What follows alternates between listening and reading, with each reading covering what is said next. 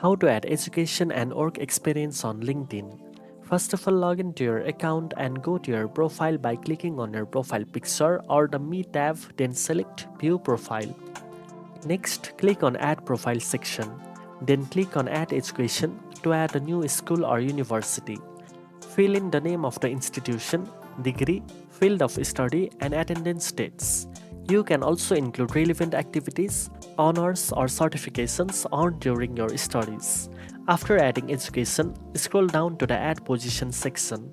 Enter your job title, employment type, company name, employment dates, location, and include a brief description of your responsibilities, achievements, and measurable result.